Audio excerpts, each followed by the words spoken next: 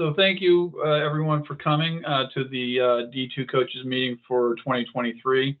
This is an annual meeting that we host with the D2 board of directors. We'll have four presenters today. I'm Bob Driscoll. I'm the VP of Competition. We'll also have Sean Large. He's our treasurer, and he'll be talking about the Rec Cup. Alan Johnson is the president and VP of Discipline. And Fred Buthel, he's with EYSA. He's also our EYSA rep. And Bonnie, I apologize, I should have your name on here as well. But you guys will get a chance to hear from Bonnie Beck, who is the administrator for D2.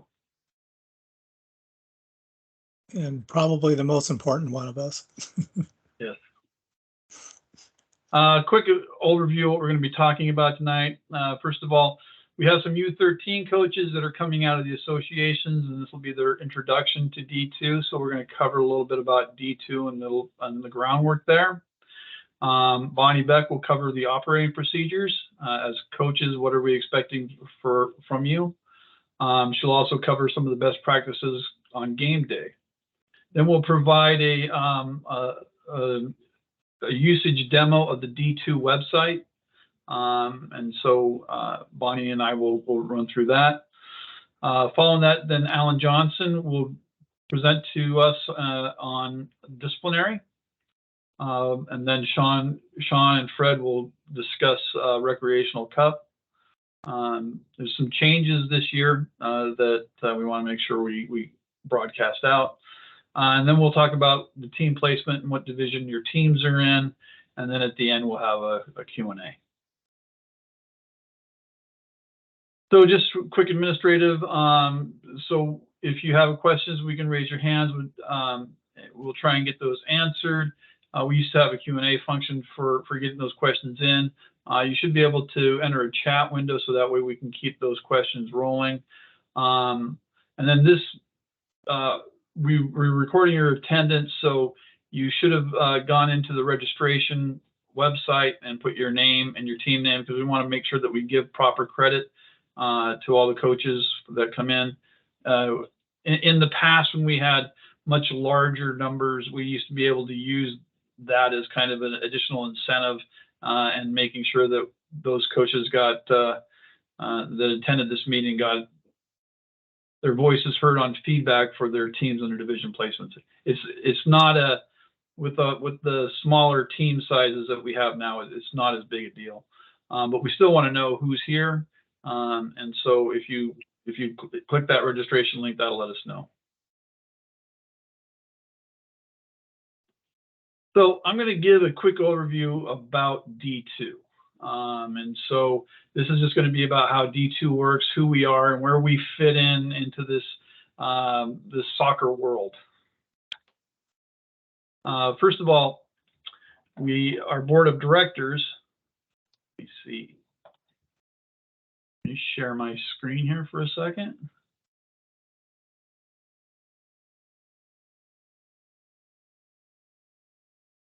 As the wheel stops.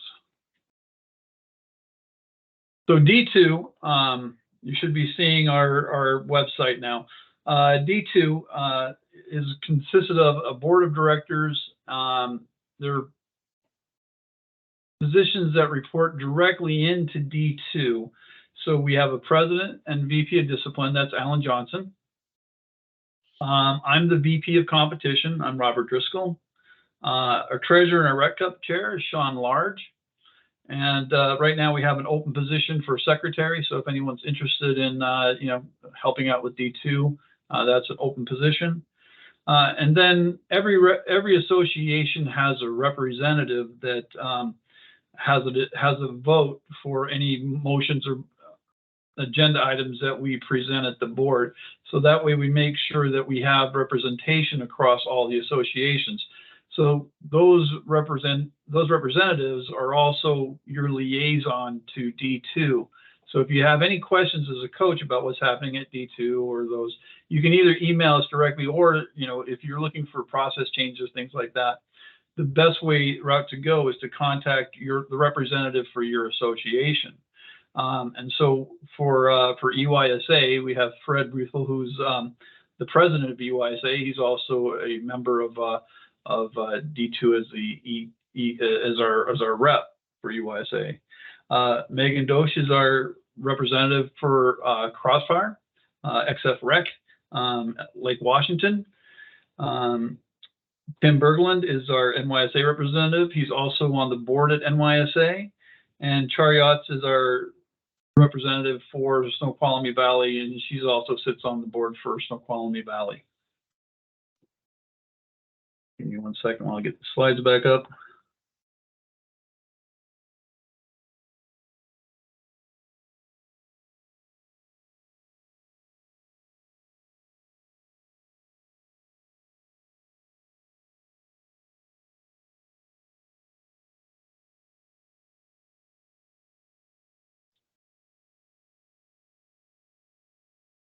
Yeah, I should have made that a slide.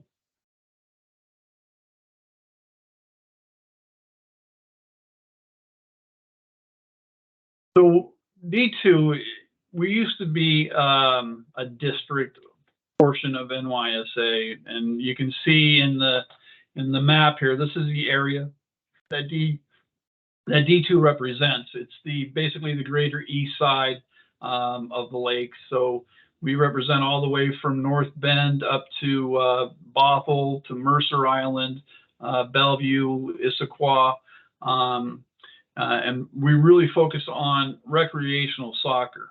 That's the only function that we have is managing and maintaining recreational soccer U13 through U15 for the 4 associations.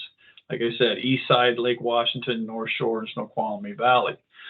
This year, we have actually 77 teams. 79 teams needs to be updated.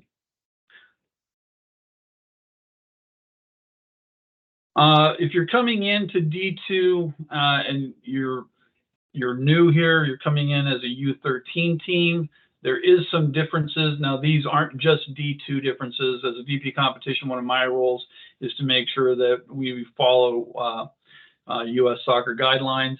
In this case, you're going to be going up from a ball size, for example, U12, you're playing with size 4, U13, you're going to be playing with size 5. The field size will be full size. Now, full size in our area means whatever the biggest fields that we could find based on the facilities that we have. U12, you were playing a mod size because you were playing 9v9. The halves move up. U13 and 14 would be 35 minutes. U15 is 40 minutes. And then for the older teams, which we don't host anymore, that's a 45-minute half. And then you're playing full size, 11 versus 11. And then the team size for U13 and 14, the maximum roster is 18. But when you get to U15, the maximum roster is 22, and we'll talk about what that impact is a little bit later on. But those are the main differences from U13 to U12 when we get to the game. So, make sure that you're prepared to coach a full 11 versus 11, and that you're bringing the right size balls and all that. And let your parents know that the half times now are 35 minutes and not 30. In D2 this year, what we've gone is to larger divisions. So before we run a 10-game season over 11 weeks.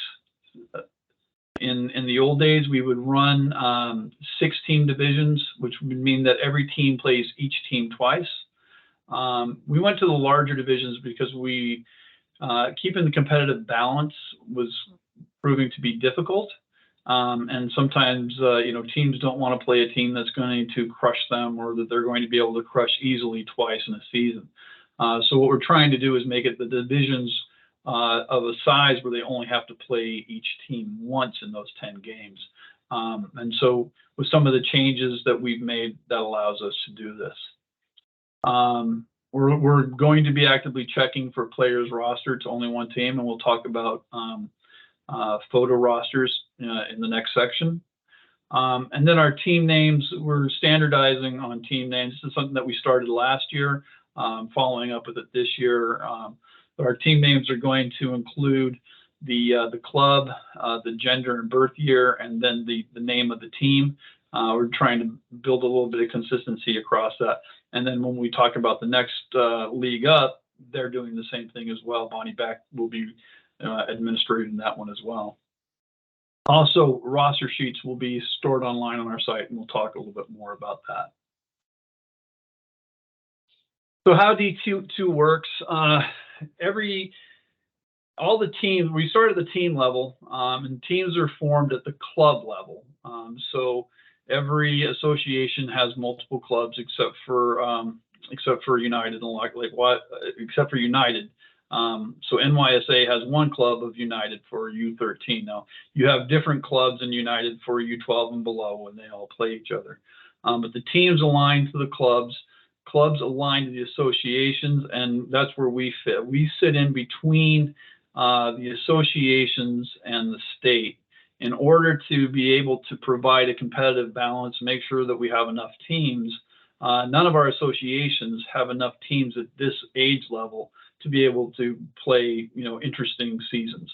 So we're able to get cross-pollination from all four of the associations. We get big enough bands at the U13, U14, and U15 levels that we can host these wider ranges. So we kind of sit between your associations and Washington State Youth Soccer.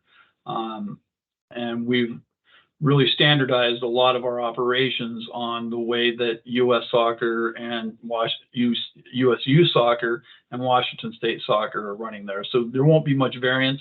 One of my jobs as a VP of competition is to make sure that we stay consistent there. And if there is changes that are needed at D2, that those are discussed and communicated out and then shared around. But for the most part, it's fairly standardized.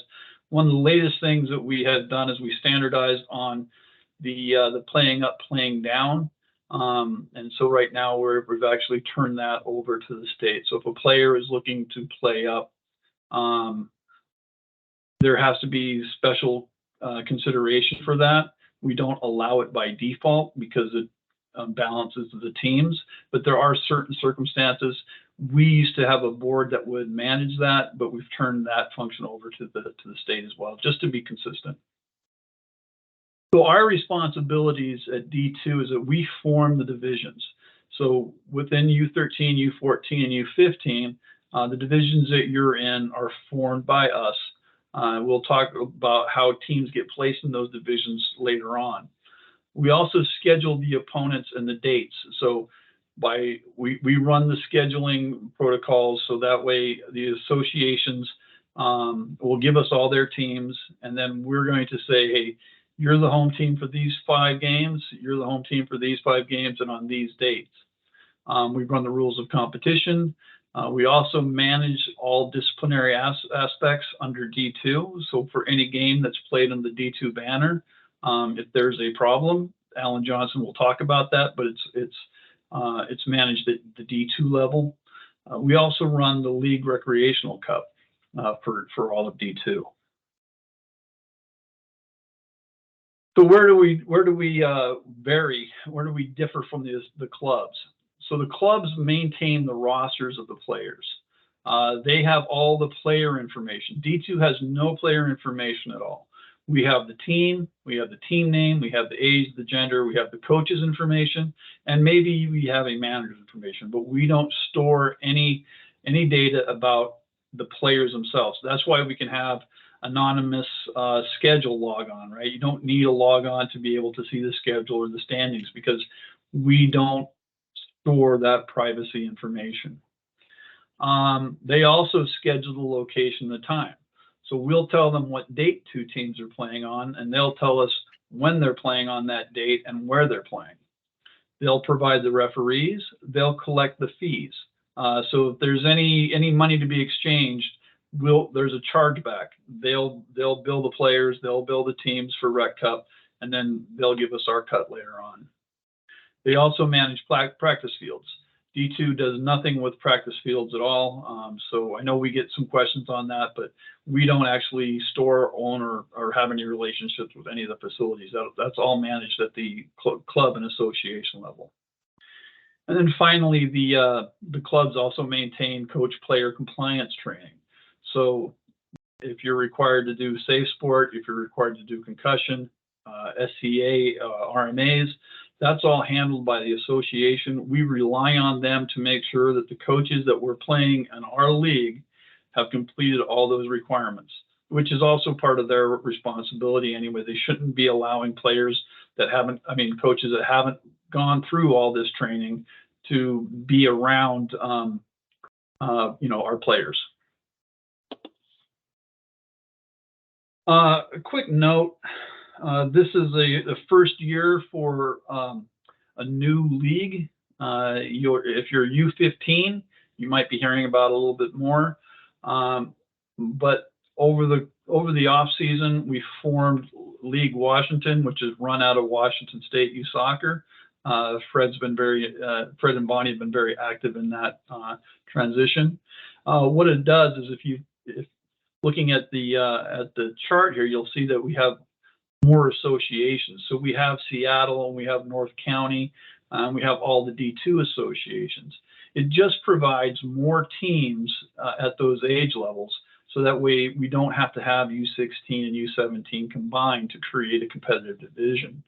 And it's actually kind of worked out fairly well for those age groups. We'll see once we start playing and everything, but it's something new.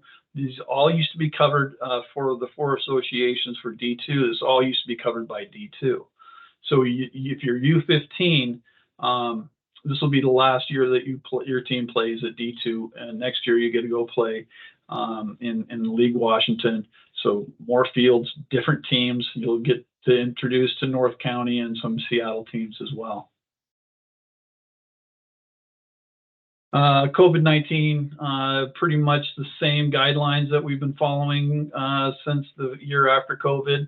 Like I said, we follow Washington State Youth Soccer guidelines. So if there's an outbreak, like they've been talking recently, then we'll be following those guidelines per Washington State Soccer.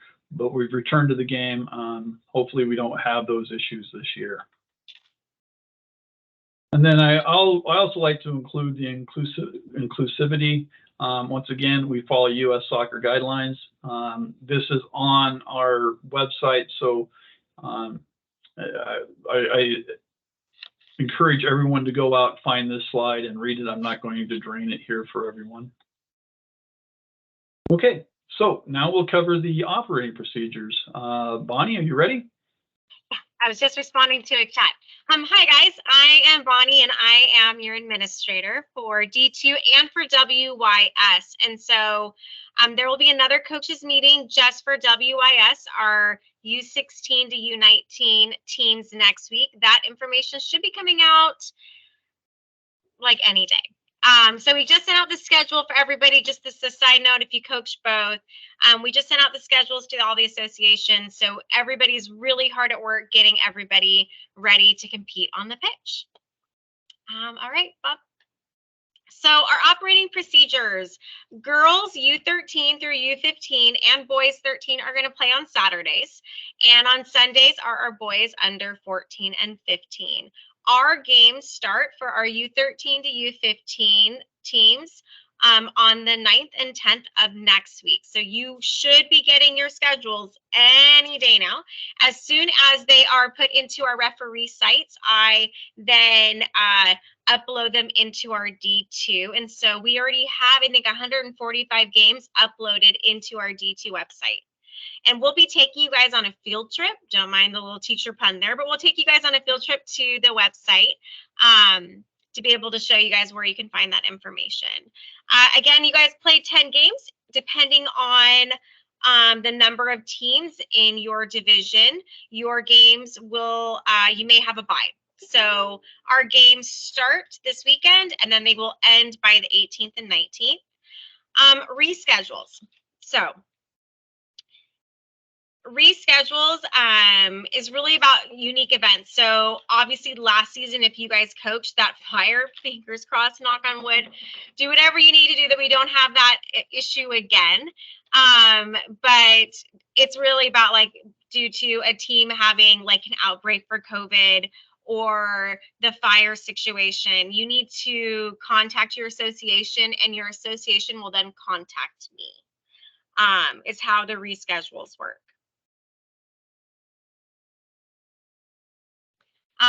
Best practices. This is really important. And at the beginning of the season, I know as a coach, so I've been coaching now for, I don't even know how long I've coached from U6 to now U15.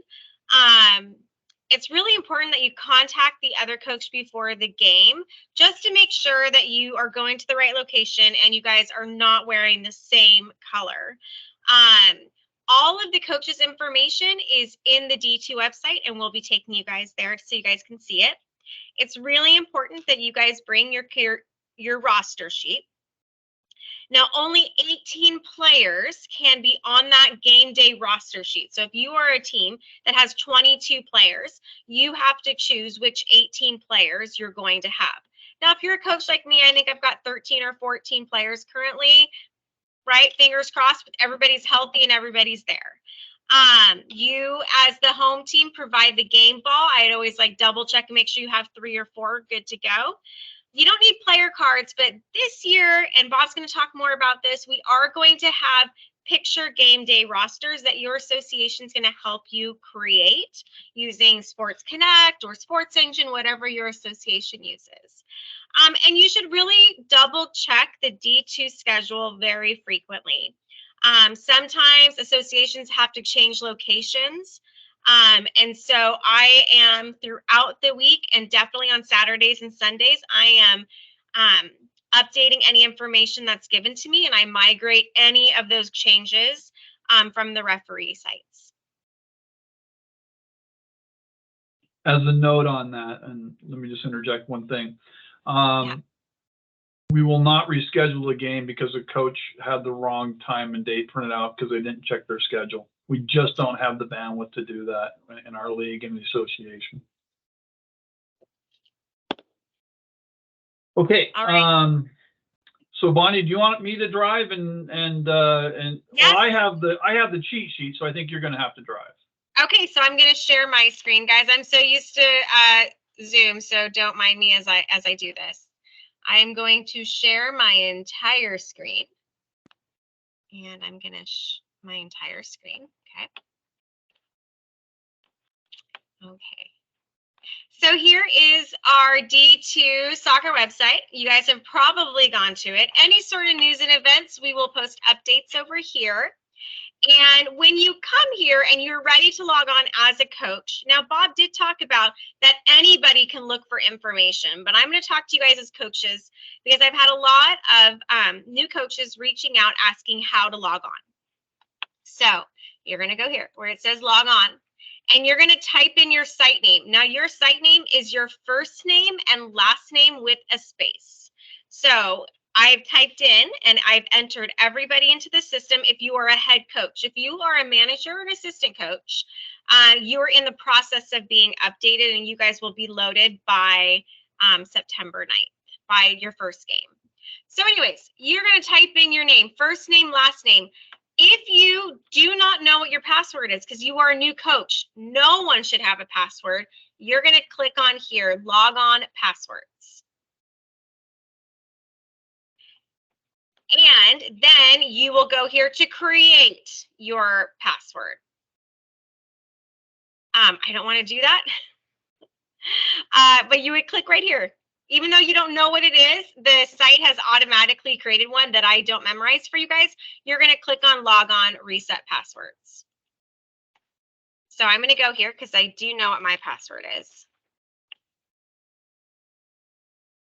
All right, Bob, go ahead and take it away and I'll start clicking. Okay, well, first of all, let's do the unauthenticated stuff first. Oh. I kind of have a list here, so we can go ahead and sorry. log off. So first of all is viewing your schedule. So for viewing your schedule, you just go to leagues, And then we have, and this is a Ridge Star system, so typical left-hand side, you get some drop-down boxes. What Bonnie is showing you is that in this area, you don't need to be authenticated. So your parents, make sure you communicate this to your parents. They don't need a login to view the schedule. Okay, they don't need, the only people that need logins are the coaches, and there's some specific things that we're going to be asking of you. So schedules is just you can just click the link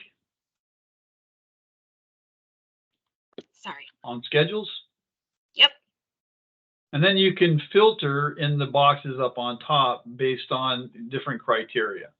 So team name, you can put in a fragment of a team name. Yep. And then it'll show you all that information for that team. Same thing with all the other boxes. Anytime you see a box in the Ridge Star system above it, you can filter based on fragments. Same thing with viewing standings. You just click under leagues and their standings. And what you're going to see is a list of all the divisions. We need to remove cup, I think. All the divisions. All of these need to be updated. Yeah. This one So, last. yeah, in this case, you're going to have a division R1, R2, and then you'll know what division you're in based on your teams. And you can actually click on teams, and it'll show you all the teams that we have in our system.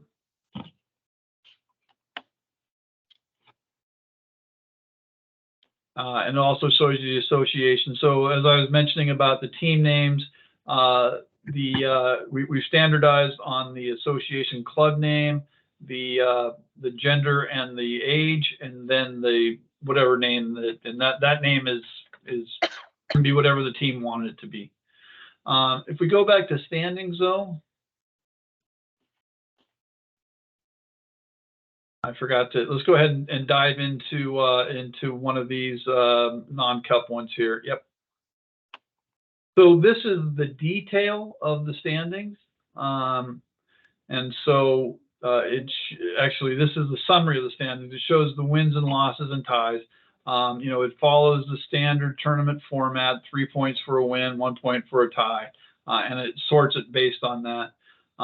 If you want to see a detailed list, it show you all the games that they played and the outcomes of those games.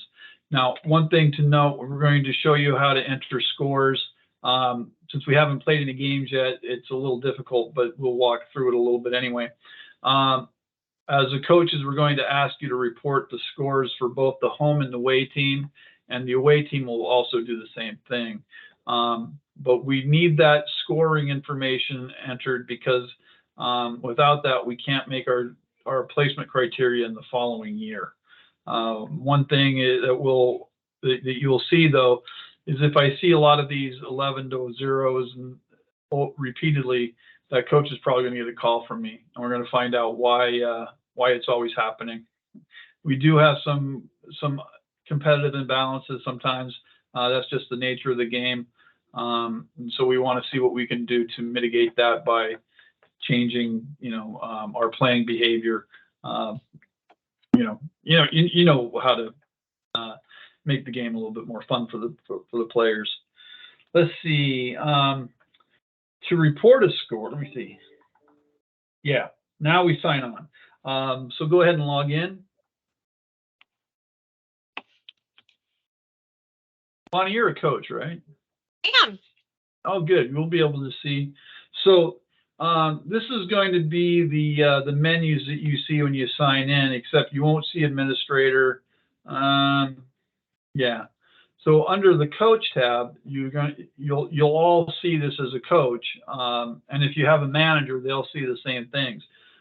But to contact the opposing team, so if you know your schedule and you know the team that you're going to be playing, now you can look up the teams, and this is why the coaches have an authenticated login, is because you have access to the coach's information, the phone number and the email address. So if I'm the coach of the B90 Sharks, I can find out, or if I'm playing the BO90 Sharks, I can click on the coach's information on the link under Coach Rikawa. I have his email address. I also have his phone number. So you can email him at the beginning of the week, and you can call him on game day and make sure that, you know, the game is on. Is it too smoky? Is your team playing? Those kind of questions. Another good question at the contact is, you know, do you know anything about the field? What about parking? You know, help each other out as D2 coaches. And to add on to that, Bob, there are some coaches that don't have phone numbers that were listed with the association. So I put in all the information that the associations gave to me. So when I am going through, and if I am, let's say, Rick, and my information isn't correct, we need to make sure that we get all that corrected information within there so that coaches can contact you. And you can put that information in yourself. So if you click on services and profile,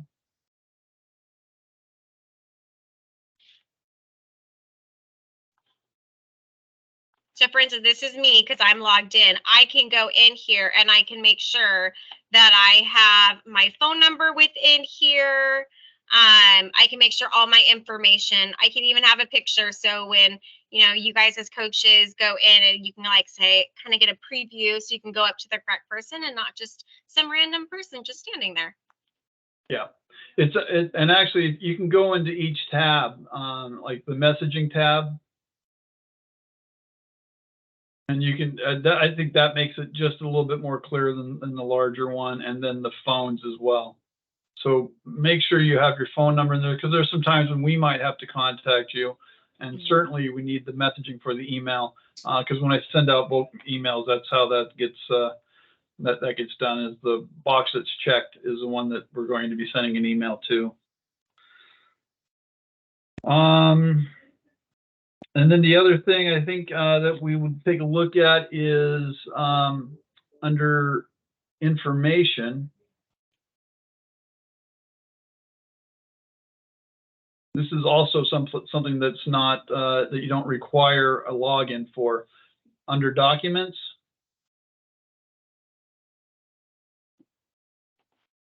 this is a list of all the documents. So for example, our PowerPoint for this presentation will be put up here and you can download it.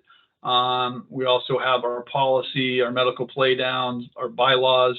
Why don't you go ahead and show all the drop down list where the 10 is, the show. Yeah. And then I think you have to click show.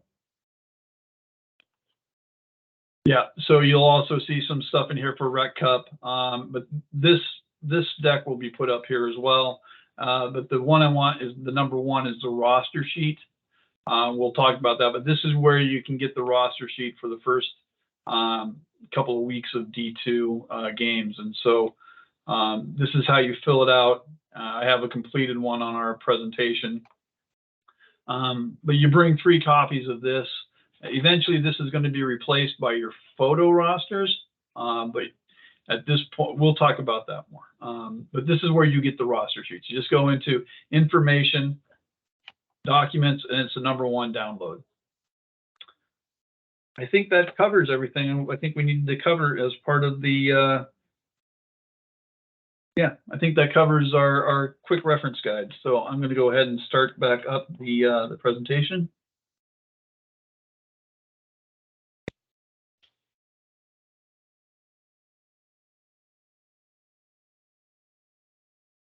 And we'll resume.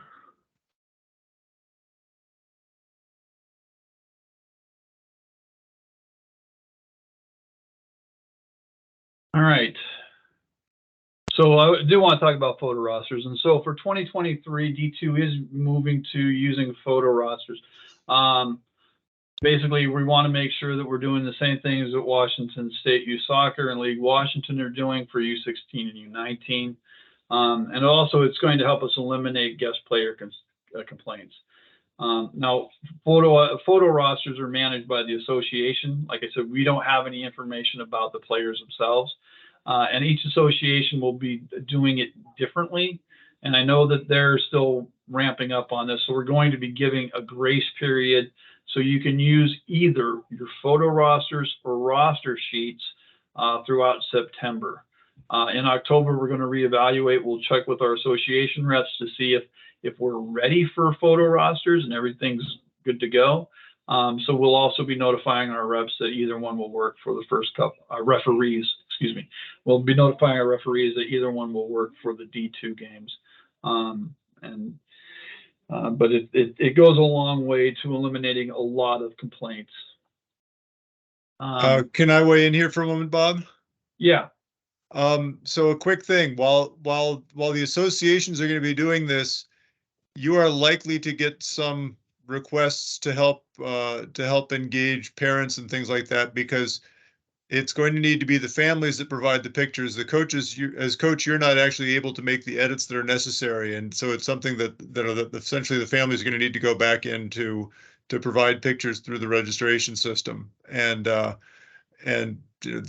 while you are probably not doing it directly, you may end up needing to coax some families along, because it can be a little challenging.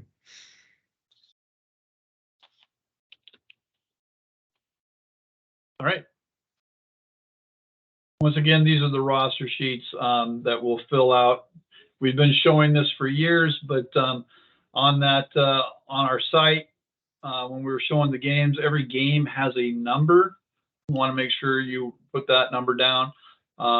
Then circle, if you're the home or the visitor, you'll put in your head coach and your assistant coach's name, the date, the gender, the team ID, and the opponent ID. That's all available on the website, as well as you're looking at the match, what field you're playing on, your age, your division. Most of you will be in R1. I don't think anybody cares about the city, but then the jersey number, the player name, and then the referee will fill out any comments and misconducts. And that will have to be reported on our site as well. And so, as Bonnie had mentioned, this has got 18 rows. You can only put in 18, and that's unfortunate, because at U15 we can have up to 22 players on your roster. You can't show up with 22 players on your game day roster. Only 18 can play. So if you have more than 18 players on your team, you're going to have to rotate who can't play on a given week. And so we just want to make sure that everyone's aware of that. This might be the first time that you're hearing that information. U13, U14, it's not a problem. U15, we start to see the problem. It actually happens more at the older age groups because there's not as many teams, and they have to put all the players and make it all available. We've seen rosters up to 22. And so we just want to make sure that everyone's aware. 18 players is the maximum number of players you can list on a game day roster. Okay, I'm going to turn it over to our president and VP of Discipline, Alan Johnson. All right. Hey, Bob, I'm going to request control so I can actually do the slides myself. What? Okay, Hopefully. I'm fired. No, I mean, just advance them. No, that's fine. Let's see.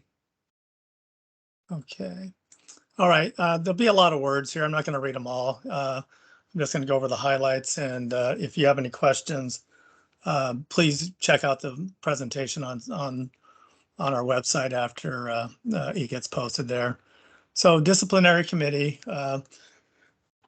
is made up of a number of people. So they evaluate misconduct reports, determine sanctions.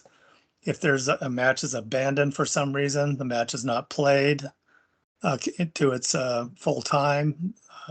They determine what to do with that match. If there's ineligible players, we deal with that. And if somebody protests a match, we deal with that. And just to go to ineligible players, Bob has kind of mentioned this before. D2 does not have anything such as a guest player. If they're not on your roster, they're not on your team, and they can't play. It's that simple. So, okay. We hold hearings and meetings if we have to about disciplinary issues. There's no standing meeting, so if somebody requests a meeting, then we schedule it. And, that's most likely to be in cases of red cards and ineligible player issues and things like that when we have to have a meeting. Rosters. Okay, item 2 here, don't use ineligible players. There are no guest players. First and last name, doesn't matter. You know, we've got a Word document on our website, easy enough to type it in and print it out. We did mention that you want to print out 3 copies. Right. So why 3 copies? And the reason for 3 copies is that the referee gets all 3 copies. They fill out the information for what the score is and any misconducts. They give one to each coach. They keep one for themselves. That way, both coaches know what the score is. Both coaches know, you know, who got cards. So, you know, some people only bring one roster. If you only bring one roster, you're probably not getting one back. So just print out 3. It makes it easy. We have a disciplinary procedure document on the D2 website in the area that Bonnie and Bob were showing you earlier. There is such a thing as too many points for misconducts and things like that. You know, lots of red cards, yellow cards, things like that. Since the older kids have moved into a different league, that's unlikely to be an issue for U13 through U15. But if it does become an issue, then you know, it'll be dealt with. Players can only be rostered to one team at a time, one USF affiliated team at a time, but that does not apply to school teams, church teams, indoor soccer teams, and things like that.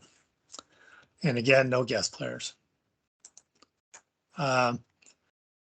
We've had increasing problems with coaches, I guess, not being a positive role model. It's a small percentage, but it is something we like to remind the coaches of, that the coaches, of course, are essential to this league. We can't do it without you, but you also set the tone for your team and for your parents.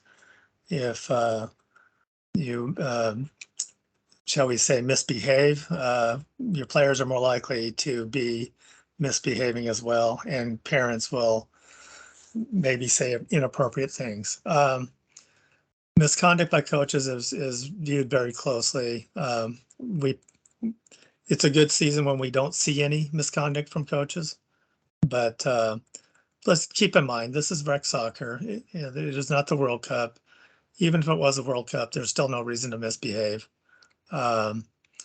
Just try to be positive. If you don't agree with the referee, you don't have to agree with the referee, but be respectful.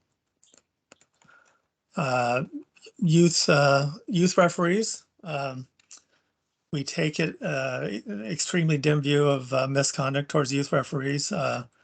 You know, we have a wide range of referees out there, from junior high kids to adults.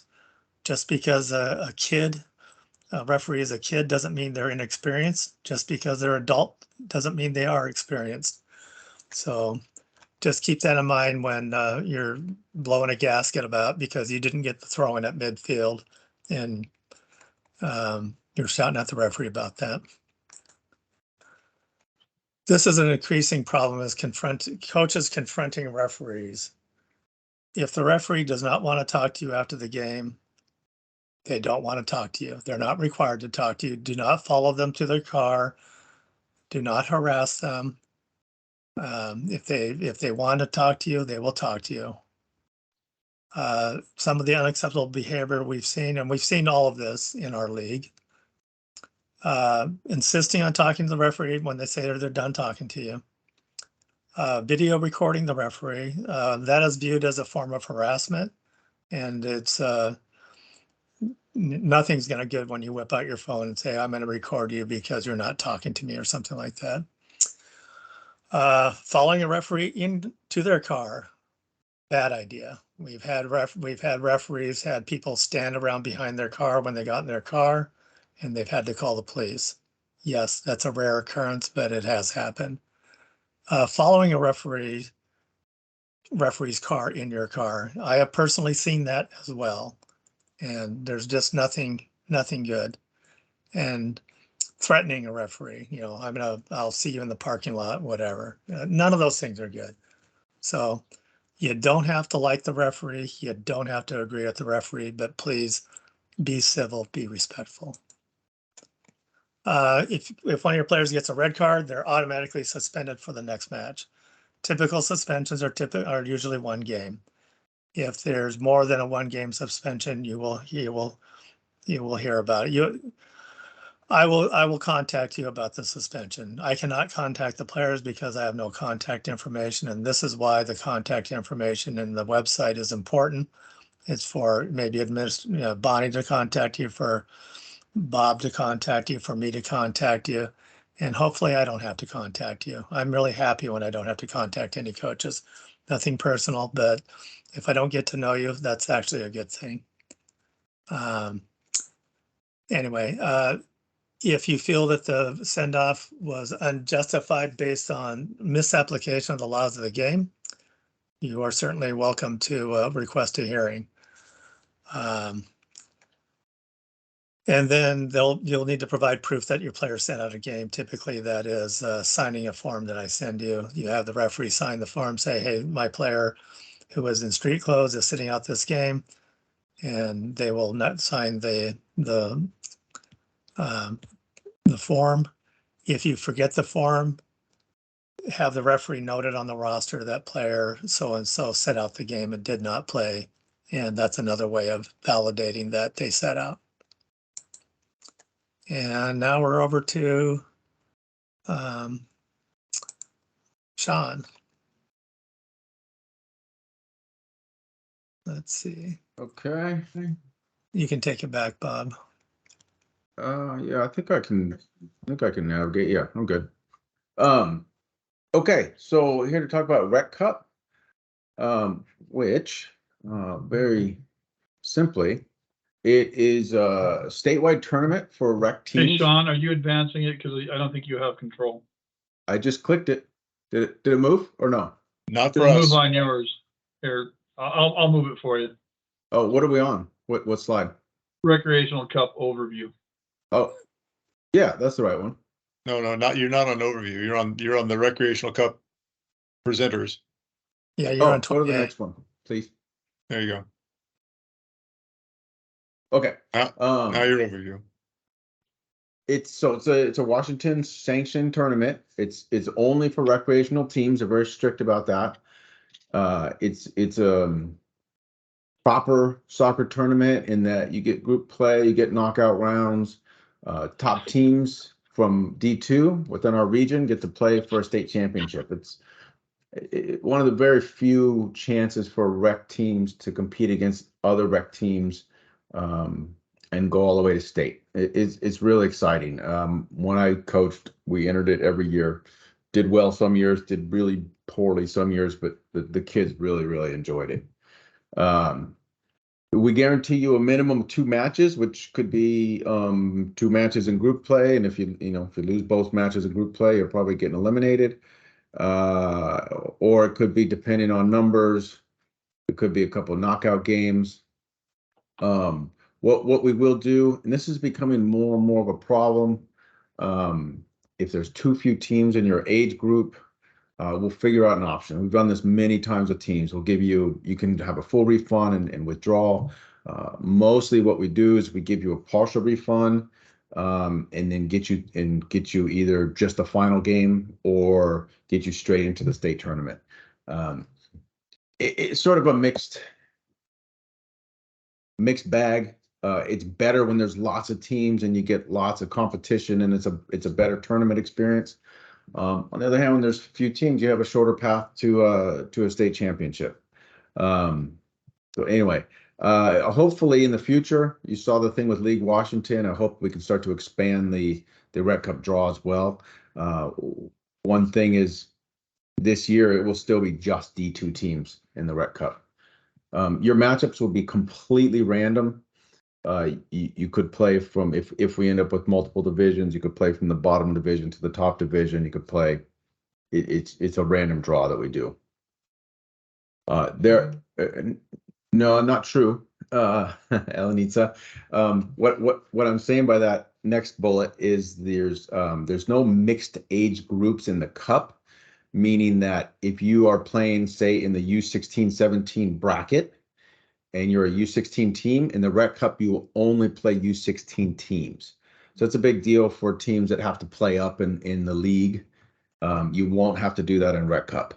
The only exception, and this isn't really an exception, because when the birth year realignment happened, U18 division was basically eliminated in Rec. So there isn't one. It's just U19. That's the only exception. But all that means is if you're a U16, 17 team this year, you will not have to play any U17 teams in Rec Cup. And if you're U17, you'll play only U17. That's what that means. The entry fee is has three components. There's a state fee, there's a D2 fee, and there's the association fee. And those are really to cover cost. I'll tell you, D2 is run in the red on the tournament the last few years. It partly is because we really, really want to keep the cost down to encourage participation. The state only increased $10. It was going to be like a $25 increase, but I think they shuffled some other tournaments around and subsidized Rec Cup.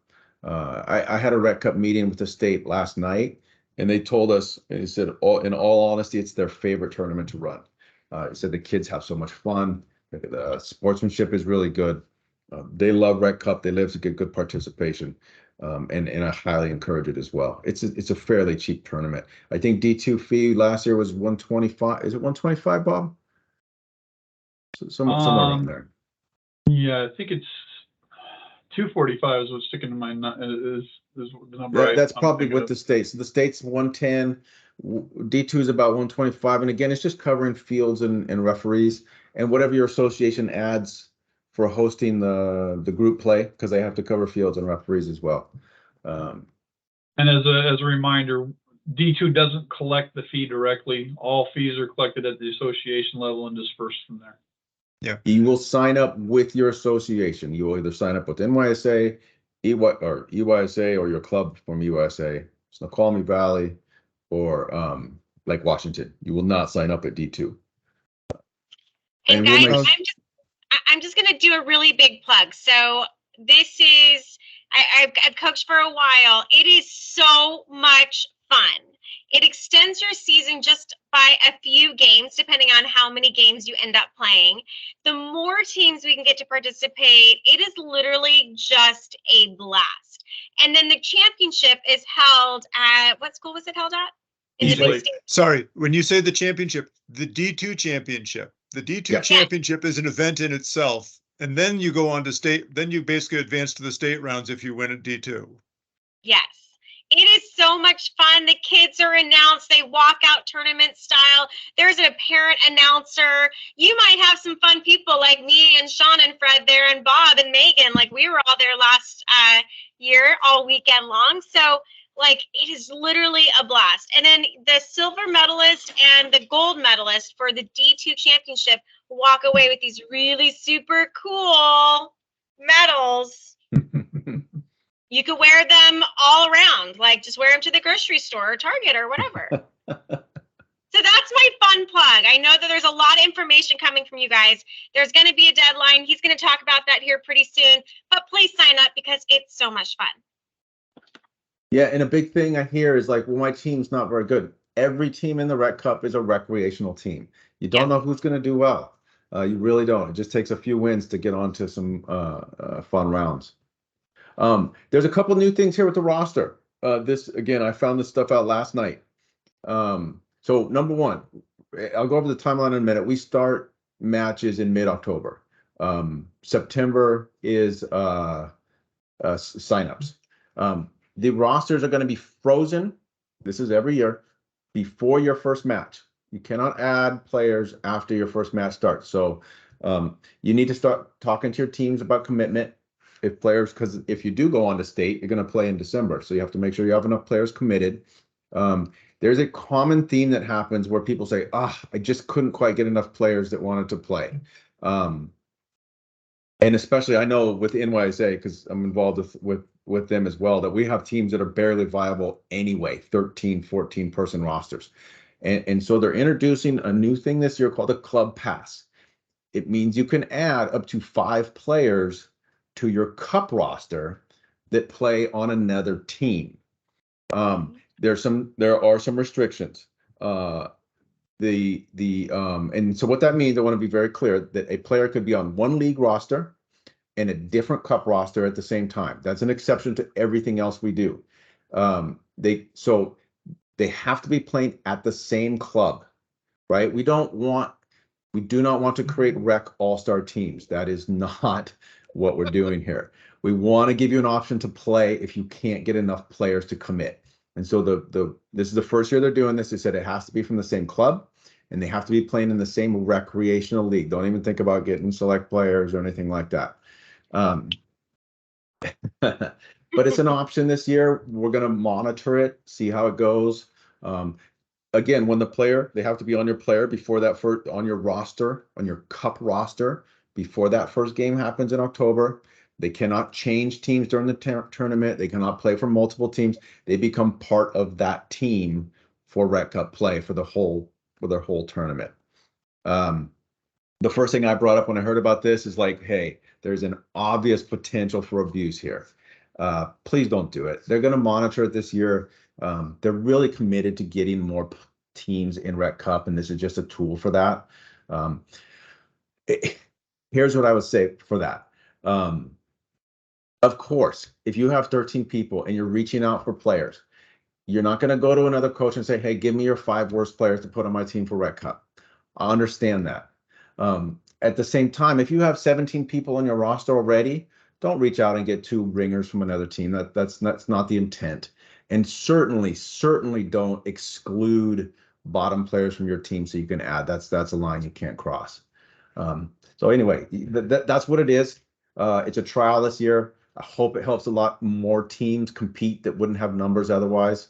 They were very clear. This is not a guest pass. You still can't have guest players for matches if you're short. This is just on your cup roster. You can bring teams in, and there may be players that play on a team that's not in Rec Cup and they really wish they could play in Rec Cup, and this gives them an option as well. I saw, Bob, you said U11, U12 has an option. That's true. I will say this year, Washington Youth Soccer is going to add U9 and U10 as well. I'm still talking with Fred and Shar and see if they're going to be able to do that within D2. So no promises yet. But basically, Washington wants to align the ages with the other tournaments they run, which are all U9 to U19. So those options are going to exist if you coach a younger team. And then, Sean, in terms of the U11 through U12 and then the U16 and above, what's our communication plan for being able to, get this information in their hands? I'll let Fred talk on that if you want. Fred runs the U11, U12 tournament usually. Yeah, essentially, I've used pretty much these same slides as part of an overview for the U11, U12 teams that sign up. We've run a sort of a low budget version of the D2. We don't have a fancy finals in the stadium. It tends to be between getting a proper mod field and availability and everything else. It tends to be done smaller scale, and but it ends up being very fun. We've been doing this for 4 or 5 years, and it's been a good experience for the teams that have gone through it, and so we're hoping to do it again. There's a question about younger teams. There unless your association has a restriction, there is no problem with playing up. Play downs are only allowed with a medical play down exemption that's been cleared through Washington Youth Soccer.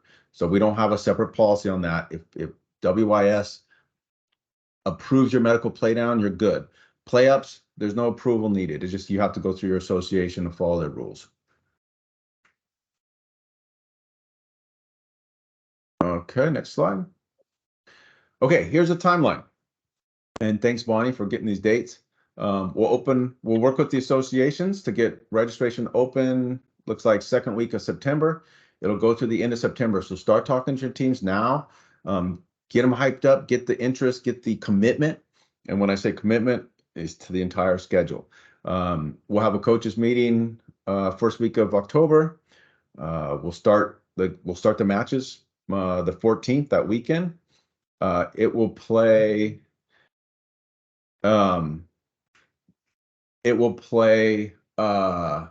concurrent or on the opposite day of your league. So if your league plays Saturday, if you're a Saturday team, your Rec Cup games will be Sunday and vice versa.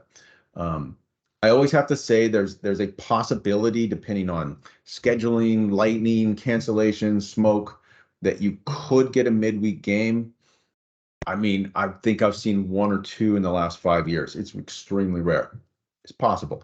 And when it does happen, it's when we get the coaches together and we find out what works for both of them. But the normal day will be your opposite day of league play. D2 finals, Bonnie mentioned, it's a big production. We put a lot of work into it. We've got great feedback. Assuming it's going to be at Eastlake, we do have to confirm. It's not reserved yet. We got bumped 1 year because Eastlake unexpectedly made their football tournament playoffs, and they had a game scheduled our weekend, so we got bumped on Saturday. So that happens, but that will be our intention. Then we take a break for Thanksgiving. So by the way, that weekend, 11/18, we crown our D2 champions. If we get any wildcard entries into state, we let you know about that. Take a break for Thanksgiving. You come back the next week, and then it's the state quarterfinals, and that could be a home game if you're lucky. If you won, you got a good chance of getting a home game. If you're a wildcard team, you're always going to travel. And that could be anywhere in Western Washington. You will not have to drive over the mountains, but you could drive to Bremerton. You could drive to Grays Harbor. What's the other one? Yeah, Grays Harbor. You could drive down to Vancouver. That's about as far south as you'll have to go. But we do get some teams from there sometimes that do well. Yeah, that's about. We rarely have to go north. I mean, you could go to Arlington, but it just really doesn't happen. Hey, Sean, can you talk a little bit about the wild card? Yeah, so You mentioned it. okay, so D2 champions are guaranteed to play in state. It's not your only chance, though. We have 6 basically active regions in Washington, and so if we're trying to fill an 18 bracket, we will randomly draw 2 wild cards, and D2 is going to get some of them. So it's we don't know which ones, we don't know what ages, we don't know which genders. But we don't announce it until my screen just turned off for a second. Okay, we don't announce it until finals weekend, so it's a bit of a surprise. And it's really exciting because the teams don't know, and so you go down to say who is the D2 champs, and then sometimes there was 2 times we got to announce the wild cards, and it was really fun because then everybody's really happy and excited. Yeah.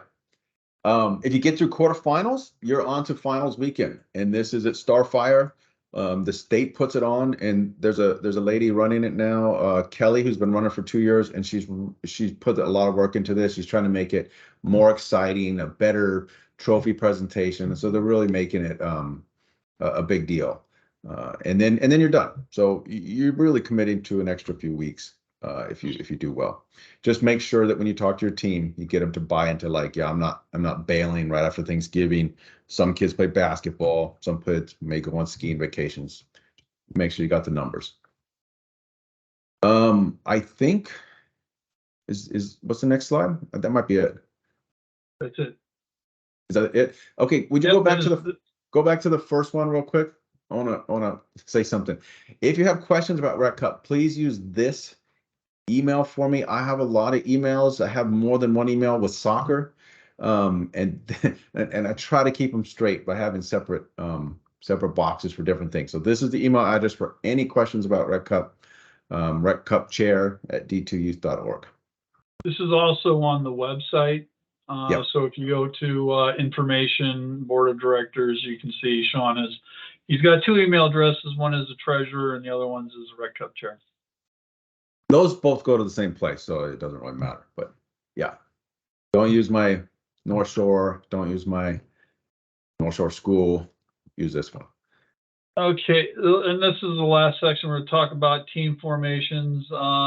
Basically, it's division formations. It's not team formations.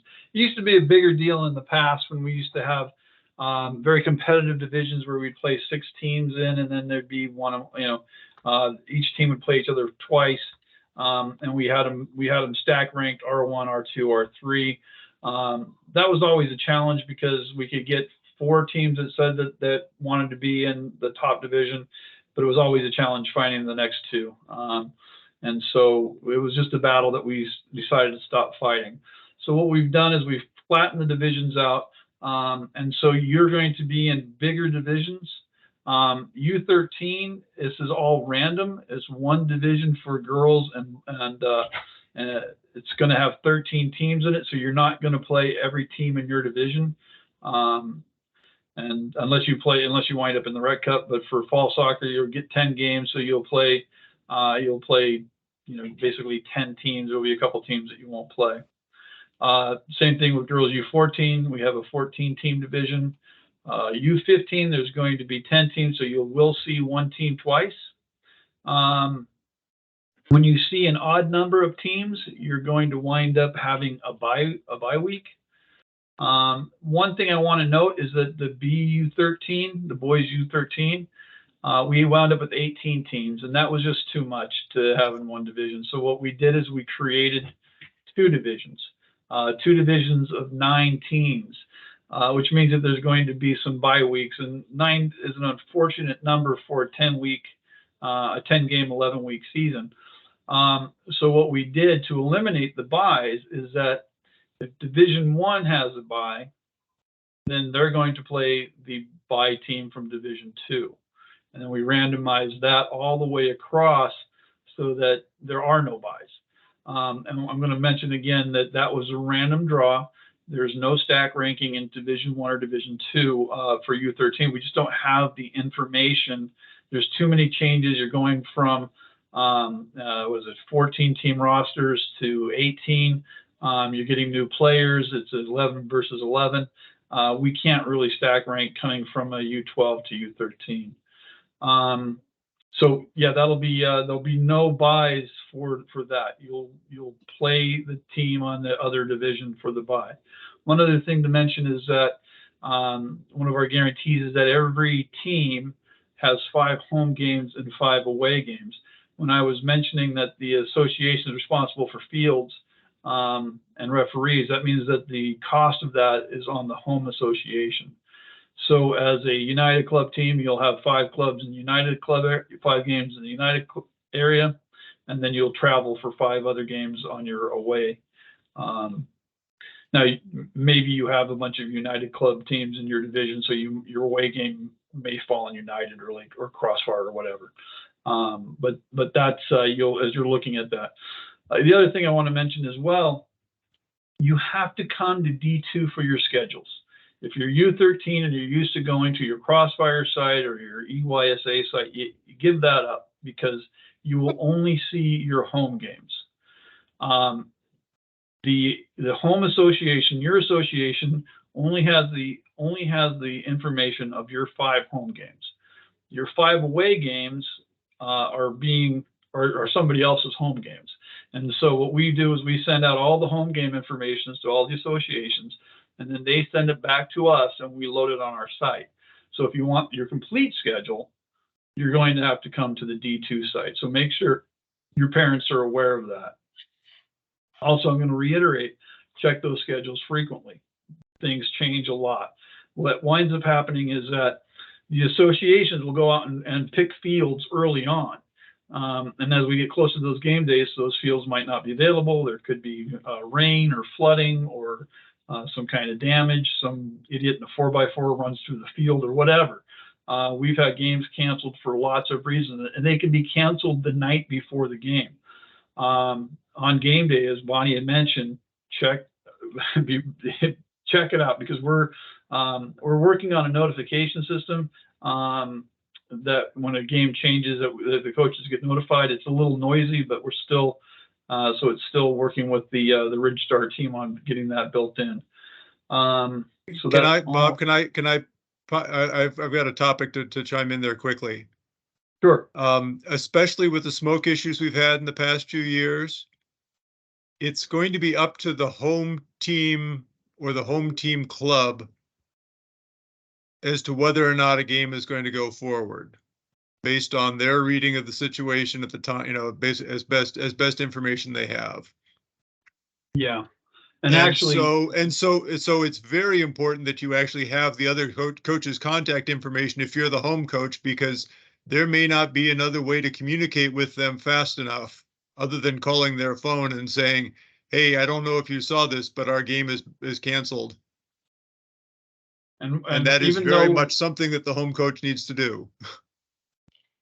And even though we're a small district or a region, you know, the weather conditions in North Bend could be completely different than the weather conditions in Bothell. So Bothell could be socked in smoke, and North Bend could be clear. So, you know, if you're thinking, check the AQIs on your way, and if it's 150 is Washington State guidelines right now. The AQI index is 150 is what they settled on. They won't be playing games if it's above 150, right, Fred? It is 150, but that there's always the possibility for associations to go more strict. That's part of how things work. Yeah, and another part of that with air quality is that actually the owners of the field could make a decision and close their facility because of air quality issues as well. Yes. So if it's really smoky out, pay attention. And then we get things like snow. We might have snow out in North Bend, and have to play a game in Bellevue because it's an elimination game for State Cup or something like that. So all sorts of things happen. yeah, and just to say, no, please know that everyone in the associations are working really hard to upload the schedules. But on those days with our crazy weather, again, knock on wood, we're not going to have that, but most likely we're going to have some issues with smoke. Just know that everyone is hard at work, and we're trying to update as best as possible and as quickly as possible. So please check D2, please check your emails, and please make sure that your numbers are loaded within D2 so that the other opposing coaches can get a hold of you.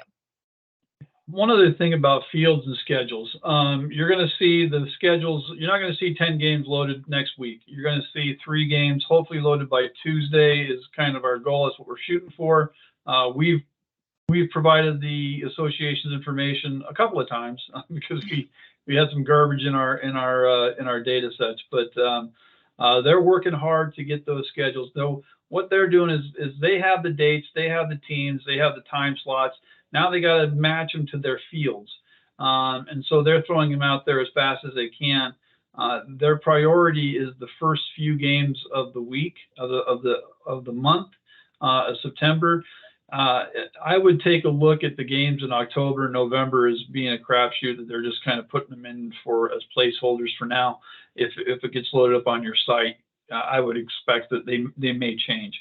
Anybody who prints off a game schedule because it's loaded and thinks that that's set in stone has made a grievous error, and we will not be rescheduling those games. Check your schedules often.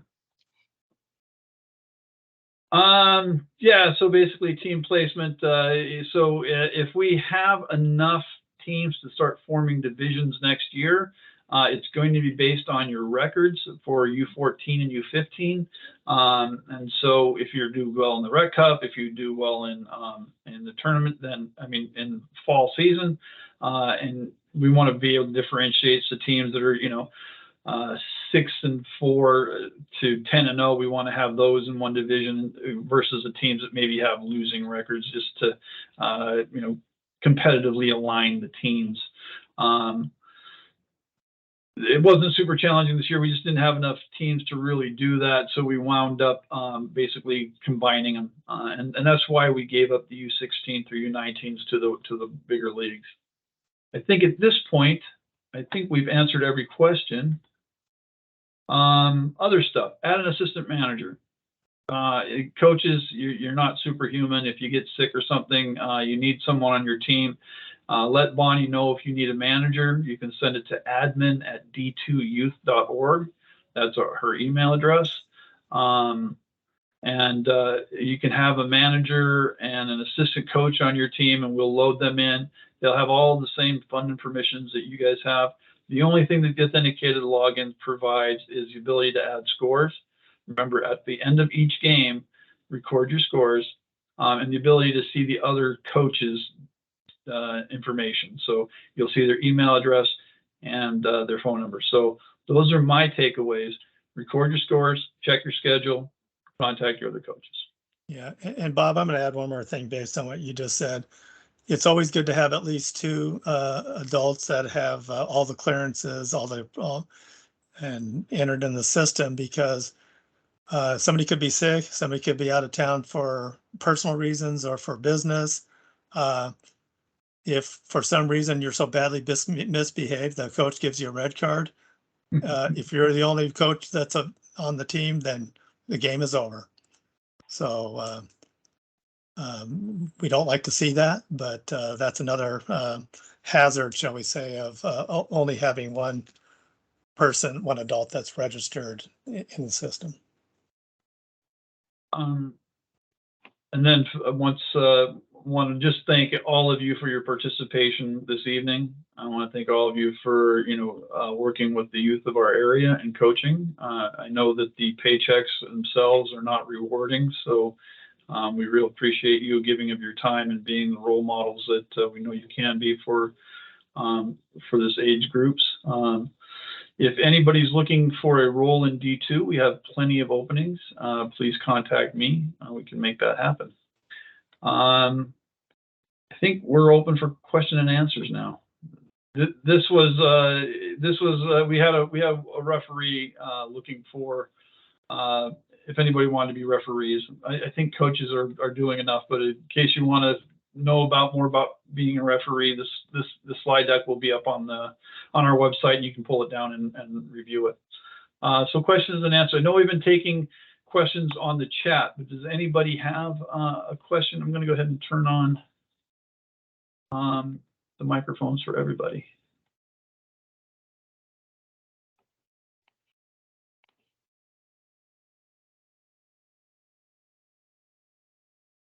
I see a question that was asked about the number of players. Can you start a match with 7 players if you only have 10 players? Yeah, I mean, you got to do the best that you can do. And I know that there was a U16 team last year, so I think they're U17 this year, and they had an issue, or the opposing team did, and they kind of just shared players and they played, or they played 7v7 or 9v9. I had a rec cup game where I had a kid that went off the field and puked. So I had to play with 10.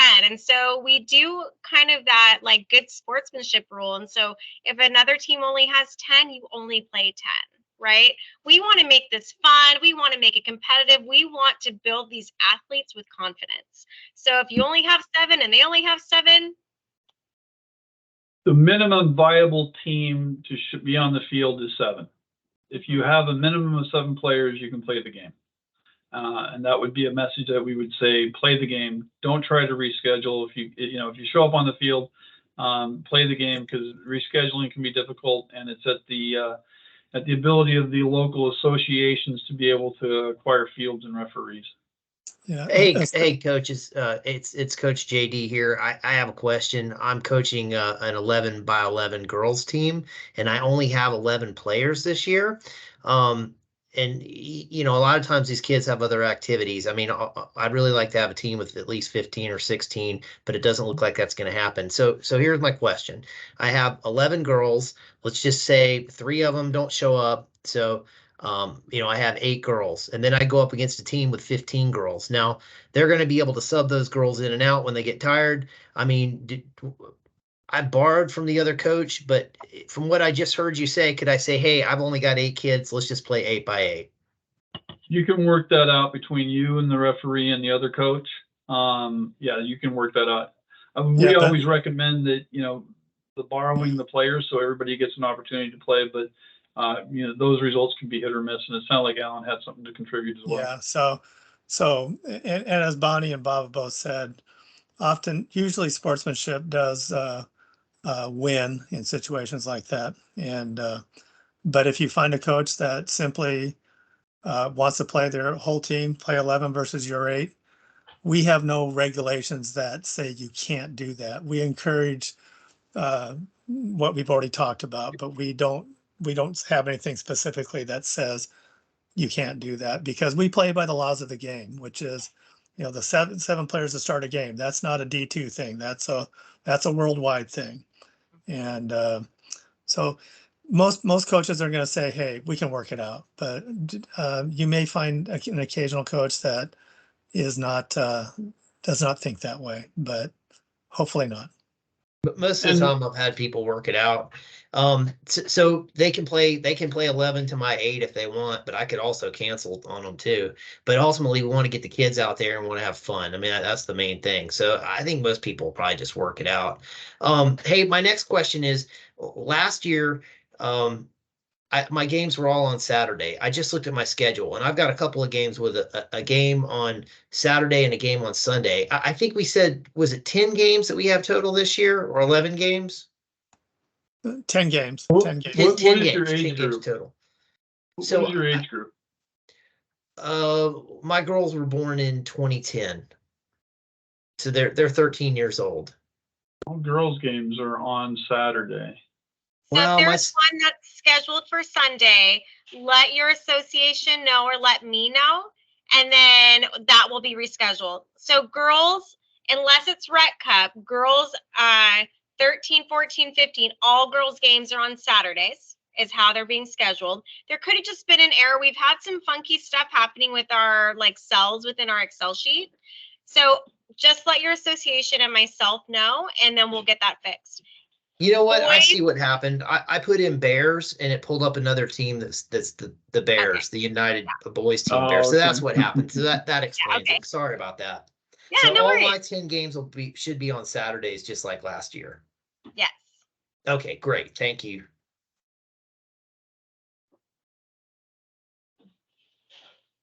All right. Well, we're at about an hour and a half, so if there's no further questions, I will be taking this video eventually and converting it over and putting it up on YouTube and sharing it out. So hopefully we covered everything. Once again, thank you for your attendance. Thank you for coaching. Enjoy your season. And one last thing before you guys leave, please feel free to reach out with your questions. As you can see, I'm a teacher, and so my hours are after 4. So if you've emailed me in the morning and I haven't gotten back to you, know that I will get back to you after 4 p.m. All right. Have a good night, everybody. Thank you. Thanks, everyone. Thank you. Have a good season. You too.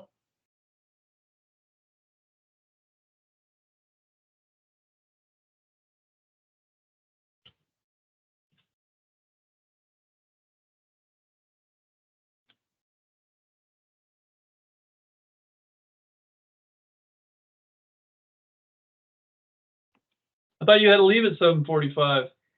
Well, you told me that I had to stay for the. Oh, I What- didn't. No, I would have handled it. I'm sorry. the I didn't mean to- It's okay. I mean, I might just sleep here. No, I'm just kidding. I have to go and get dog food for my dog, and then I have to go to bed because I need to be here again.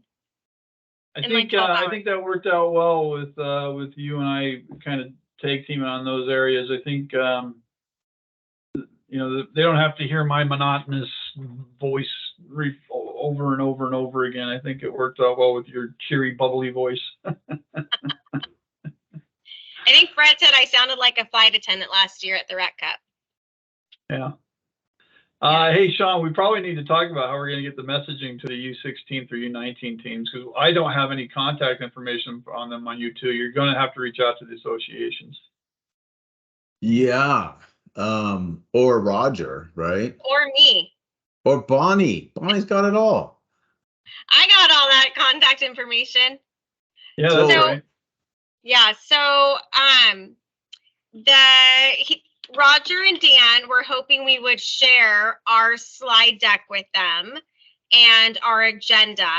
I met with them last night after school, just so they could see what we all cover for D2. Okay.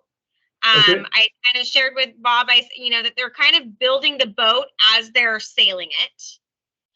And I don't even know how many hours Roger's putting in. I know he's putting in like hundreds per day, it feels like. But is that okay with you guys that they see the slide deck? Yeah, that's fine. It's going to be on YouTube. It's going to be on our public site. Okay.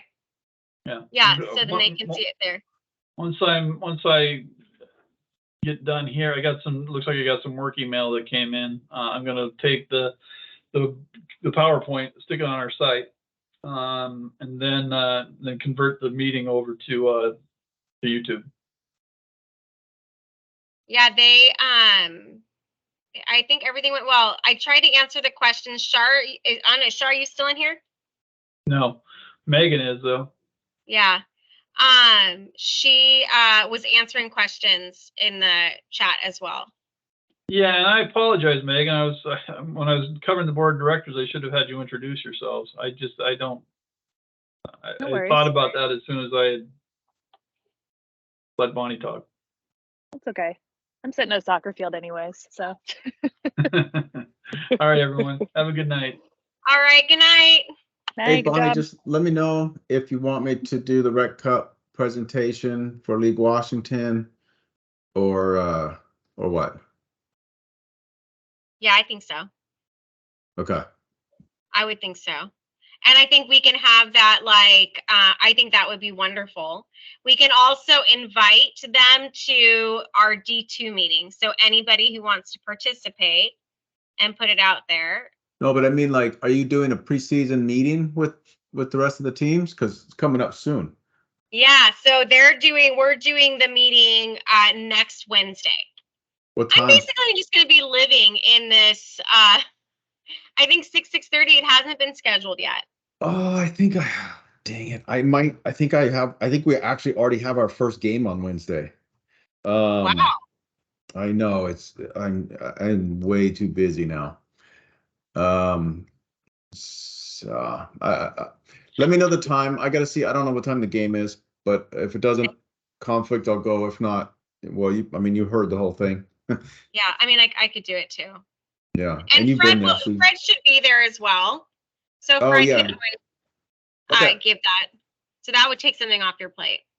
Yeah, forward me the meeting. If I'm back in time, it's fine. But if I'm Okay. at a game, I'm at a game. Yeah. Okay. All right. I'm gonna crawl home now. Thanks, guys. Have a good night, guys. Yeah. All right, take care.